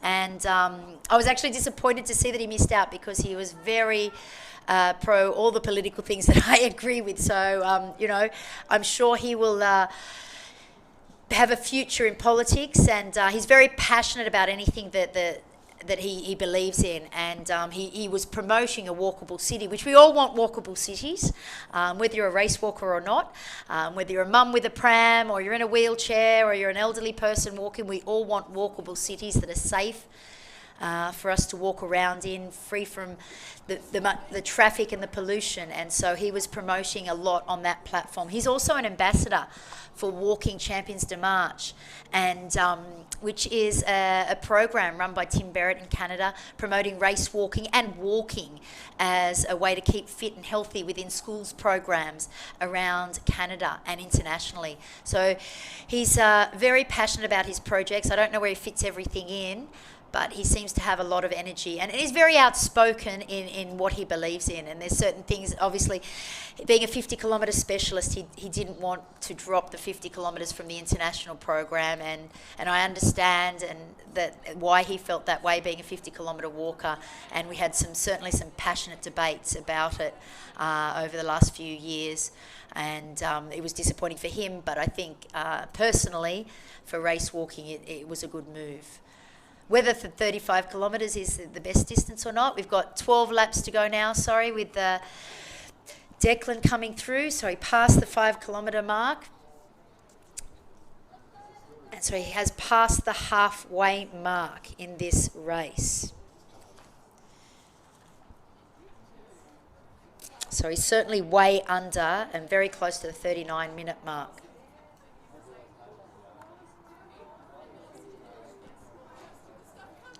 See just that back straight is the only and part of the turn there that's got the sun. But these first 3 competitors within about 50 metres of each other. Declan Tingay, Kyle Swan, who was the early leader, and in 3rd place, Riddy and Cowley.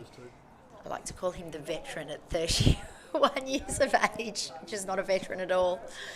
And Evan Dunphy really making his move in what would be for him a real sprint of 10,000 metres, coming from a 50-kilometre background and 35-kilometre background. Number 11, 14 and 13. 11 is Dylan Richardson. 13 is Owen Toyne.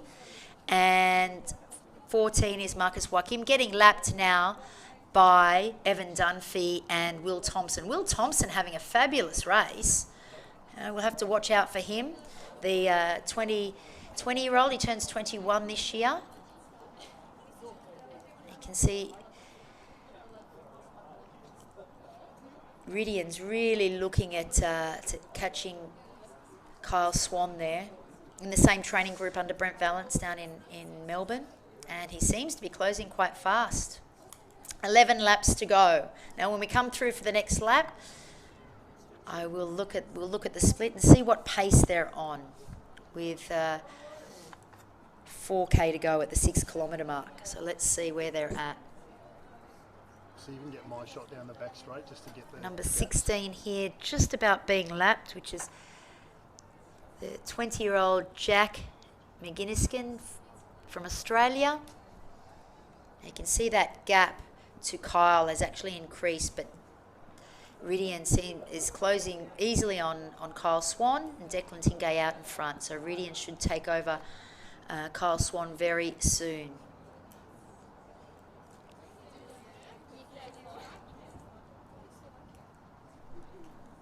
It's about 39.45 pace, Tim Barrett tells me. Thank you, Tim. Very helpful.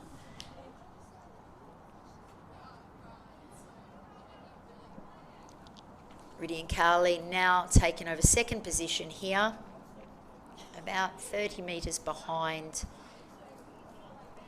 Declan Tingay, the Western Australia, who's now based in Victoria. Coming down at the 6 kilometre mark, and we didn't see Declan go through, but Ridian's going through in 23.51, so pretty much what on Tim said, at 39.40 pace. So these boys are really stepping it up.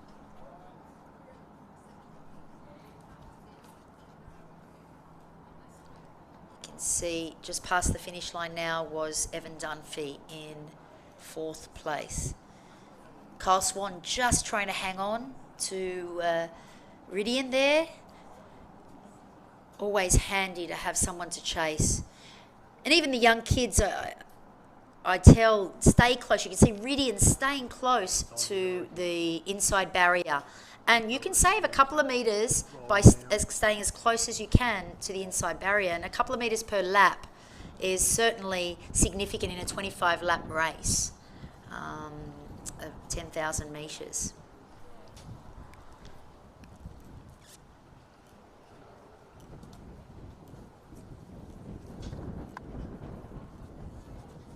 That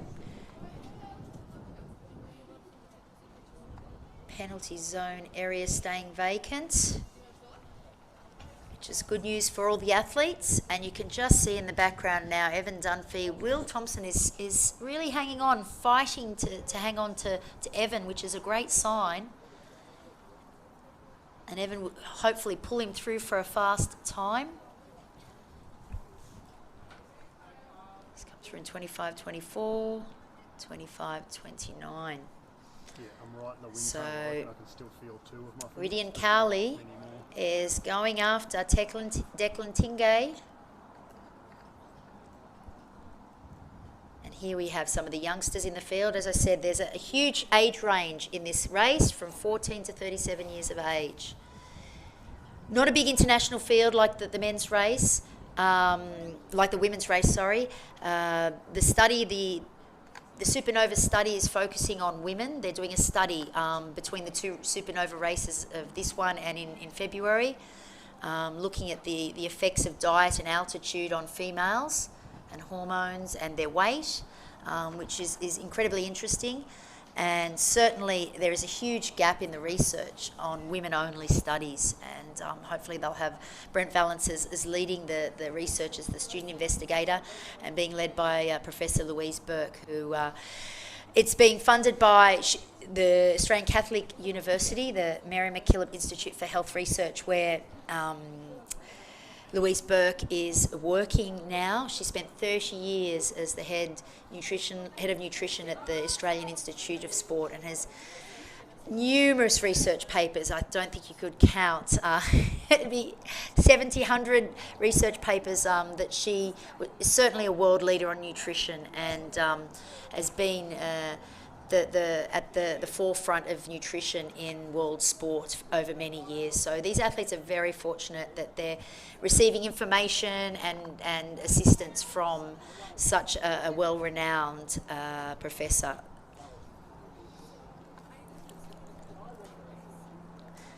So the temperature's dropped from just under 20 degrees to 17 degrees. So perfect conditions for a race walker in a 10,000 metre event. So for those of you that are out, do the park runs that are extremely popular in Australia and around the world. They went through under 20 minutes for 5,000 metres, and they're race walking. And many athletes struggle to do that in a park run throughout the suburbs of Australia, and I know they're very popular in the UK and Canada. And so it's very relatable, this 5,000 metres split to the average park runner or park walker, because I know park walk has become a big thing as well, which is great to see, because there's lots of walkers out there. They may not be race walkers, they could be fit walkers, they could be power walkers, but we're all walkers.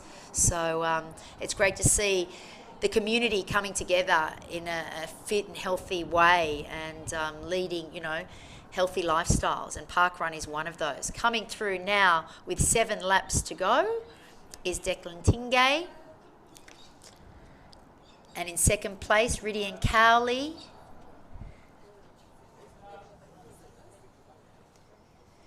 Seven kilometres was about 27:43, so they're going to go under 39:40. I think, if they really push this last couple of kilometres, Declan Tingay can certainly go under 39:30. His personal best was set in that great race between at the Commonwealth Games in Birmingham last year, when he duelled with Evan Dunphy, and Evan Dunphy came out the winner. Evan's certainly not in the same shape as Declan. But Evan, coming from a longer distance background, will certainly come through the second part of this race with the many years he has. He's got 9 years seniority on Declan Tingay, so lots of kilometres in the legs there from Evan Dunphy. And experience as well. He's a fighter, and if you've watched him race before at the Olympic Games, you've seen him come home like he storms home in the last part of a race. So I'm sure it'll be easy, very easy in a 10,000 metre race to come home for him.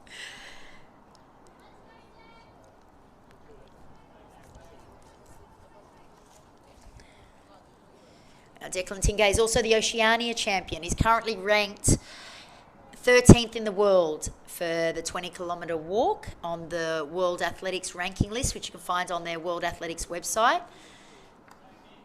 I was studying last night and today.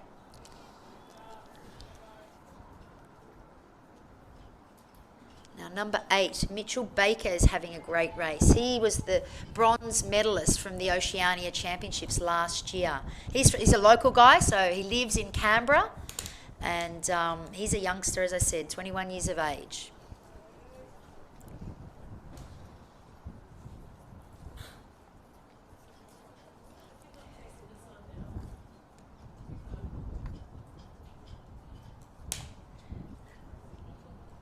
Declan looking very strong there coming through. It'll be difficult for Ridian to catch him from here, but you never know. And certainly Ridian has a lot of experience not only in his legs, as we talked about before, but he's done some great races. He was 8th in the Tokyo and 50 kilometres that was actually held in Sapporo, and he finished 8th in the Commonwealth Games in the 10,000 metres. So certainly will come home strong with that experience.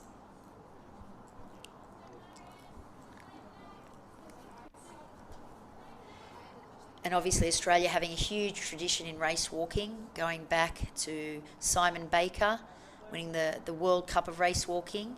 We have 5 laps to go, 31:43 at 8 kilometres. So just about 39:30 they're looking at. So still remaining on pace, Declan.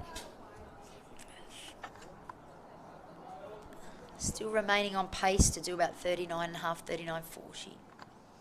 He's just coming through to lap the Lithuanian, Marius Ziukas. And there's Ridian, still in second place.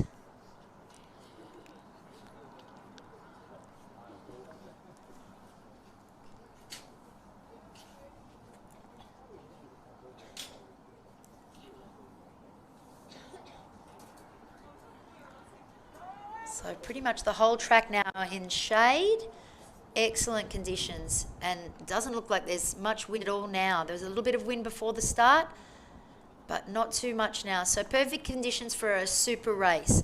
I'm not sure if the second race of this Supernova series will actually have the same conditions, because we've had a very, very mild summer in Australia. Now, these two boys are dueling now. Will Thompson and Evan. It's a great race between these two. And also Mitchell Baker there, another youngster from Australia, as I spoke about before, from Canberra. Great training facilities in Canberra. Hundreds of kilometres of bike paths. 4 laps to go, and they've lost the clock on the track. 4 laps to go for Ridian. So he just had a look at his watch. It's 33 minutes 40 now.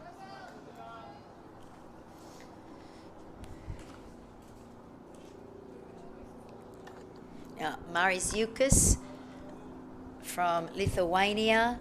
He is 10-time indoor champion of Lithuania. As you can imagine, the weather in Lithuania is a bit cold at this time of the year, so not many outdoor races.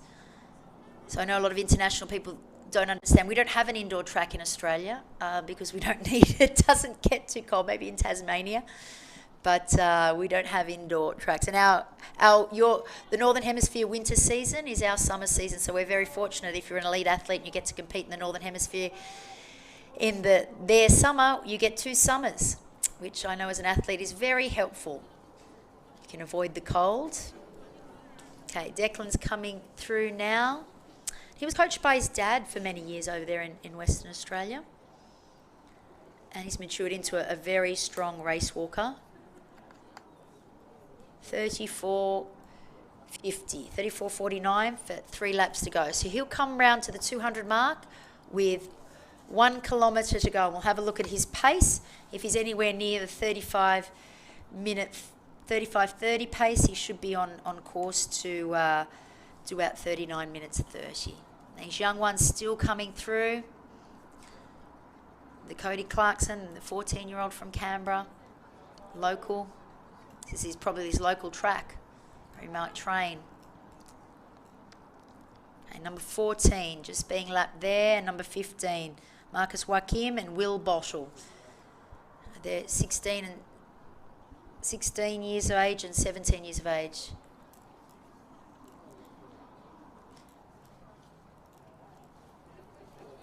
Ridian has a very high arm movement, whereas you see Declan's are much lower.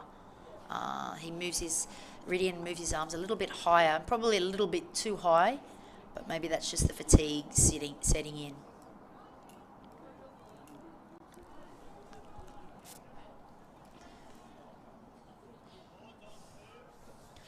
Coming around, 2 laps to go.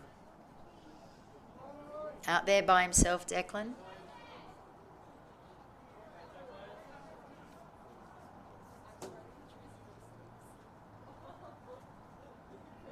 He's just lapping the youngster, the youngest in the field, Cody Clarkson from Canberra, Australian Capital Territory.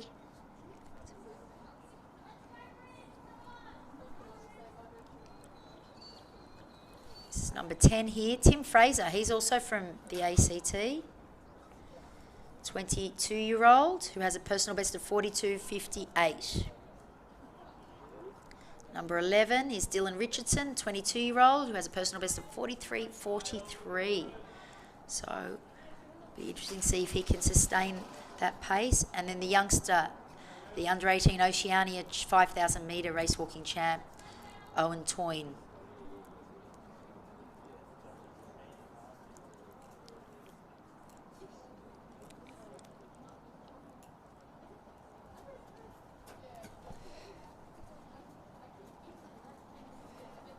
Coming round, he'll get the bell this lap, Declan.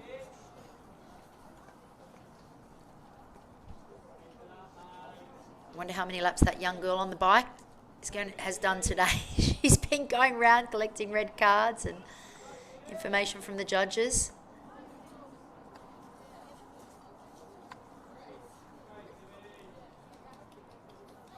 Looking very strong, Declan.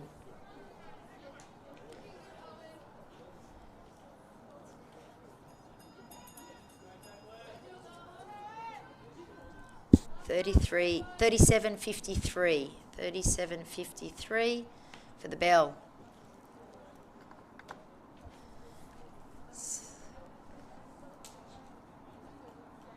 As I said, these times contribute to points on the world rankings, which can help qualify athletes for the World Championships in the 20 kilometres, even though it's only a 10,000 metre race.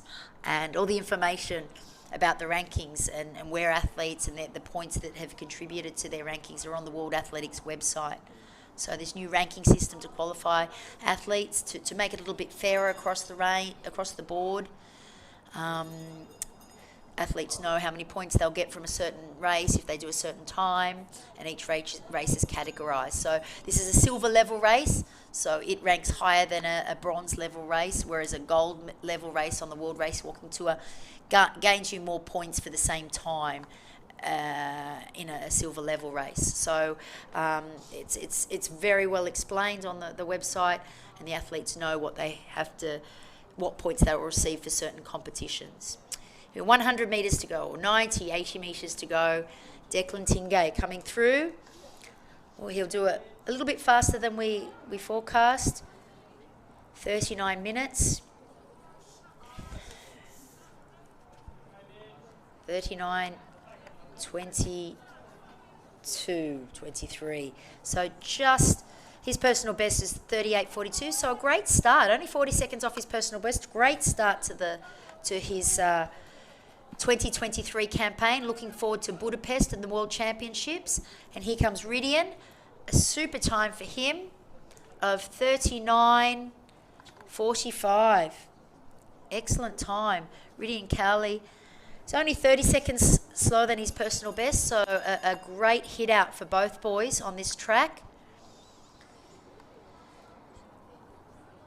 And our early leader, Kyle Swan, the 23-year-old from Victoria, is coming through in 40 minutes, 7 seconds, and his personal best is 39.22. So a little bit off, but still not too much. A really great hit out for these boys. Now let's see who's in fourth place. Is it Evan Dunphy, or we're looking for the athletes? We've lost the athletes.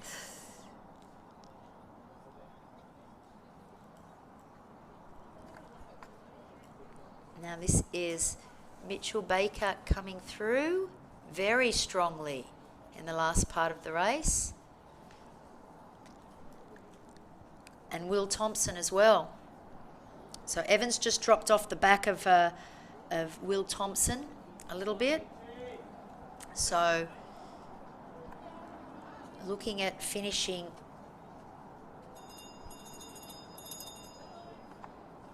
he's got one lap to go, Mitchell Baker, but Will Thompson should be finishing now. He finished just outside his personal best.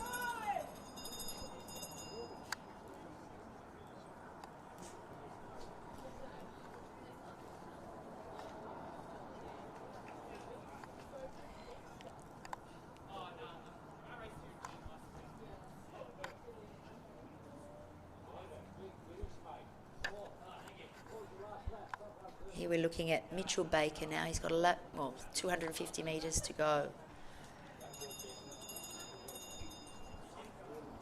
Long stride.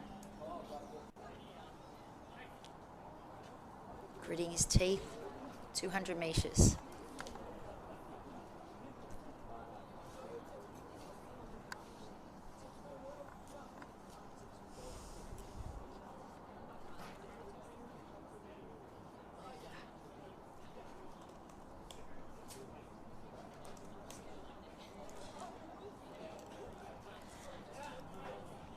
Mitchell Baker, who has a personal best of 41.30.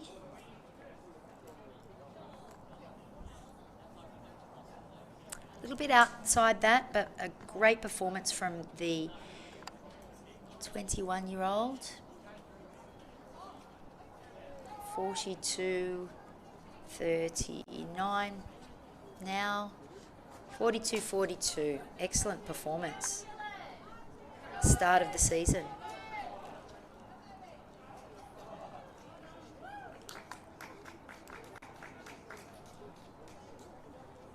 There we go. Number 13 just finished.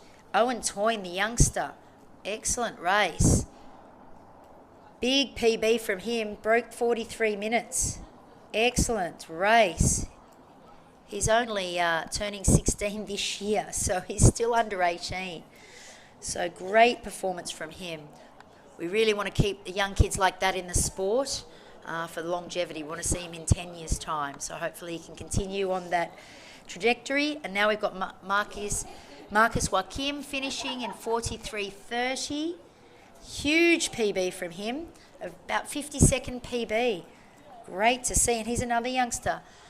Only 17 this year he will be. So these are the future of Australian race. This is the future of Australian race walking, and to participate with some of these elite race walkers like Evan Dunphy, and even just to meet athletes like Perseus Karlstrom and be around them and talk to them is a great benefit to their career in the future. 10,000 metres is a long way to go for a young kid. So hopefully they can stay injury free and continue on the path, literally and figuratively, to elite race walking performances in the open category. Now, number 16 is the 20-year-old Jack McGinniskin, and this young Cody Clarkson, who has done 22.39 for 5 kilometres, and his personal best in a 10-kilometre race or a 10,000 metre race on track is 48 minutes 7 seconds.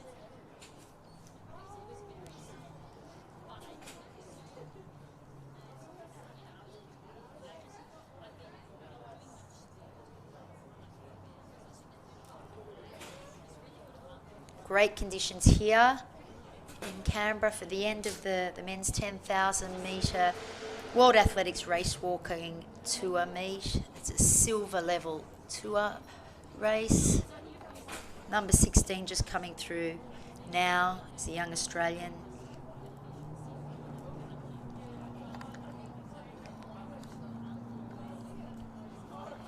It's a long way, 25 laps around the track, and they were fortunate to have lots of athletes out there. Less than the women's race, being less internationals, but still great to see. Here's the young Cody Clarkson, from the local Canberra race walker. He just fit 45.41, another huge PB by 2.5 minutes nearly. So, and he doesn't look too tired. So he's done very well. That's a huge race for a 15-year-old boy. Now that was Will Bottle, who's also just outside his PB or very close to it. 45.52 was his PB, so I think he just finished right on that now. So, it's great that Cody Clarkson and Will Bottle and all these youngsters can compete. We hope that they gain experience, but also stay injury-free and stay with race walking and keep motivated through the years, because it's not easy, and to make that jump to a 20 kilometres. And I think in Australia especially we have a huge focus on junior sport, and we produce a number of junior athletes and world beaters at a junior level, because we do train a lot. And I noticed that, I live in Spain, and I noticed that the junior athletes in Australia train much more and more intensively than junior athletics in Spain, specifically because that's my experience of athletics. But I think culturally Australia is an incredibly sporting nation, even though the stats prove that we are stating that we're becoming fashion nation, but we are an incredibly sporting nation. This is Jack McGinniskin finishing in 47.26, a minute and a half outside his PB. So not a super race for Jack, but a great start and a great experience for the 2023 season.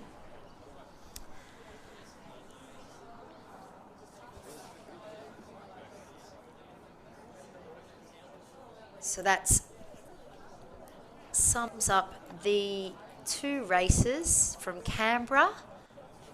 Thanks to all the internationals that have listened to me, and I hope I haven't made too many mistakes. And I hope that you'll be able to. I won't be here for the February race, but hopefully we can all watch it online and see if the athletes are improving, and we can watch them throughout the year in their races throughout the season. Great conditions here in Canberra, and you can just see the Bruce Stadium in the background, the home of the World Cup, 1985 World Cup in athletics. Thank you for viewing, and we'll see you out at the track.